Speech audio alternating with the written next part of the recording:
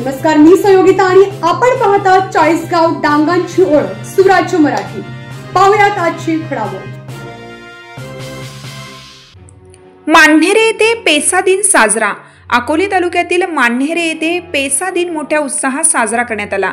यावेळी सरपंच सुनीता गभाले यांच्या हस्ते प्रतिमा पूजन केलं।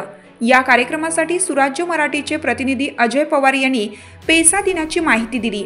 यावेळी ग्रामपंचायतीच्या माध्यमातून पेसा कायदा याबाबत माहिती देण्यासाठी पुस्तिका वाटप करण्यात आली।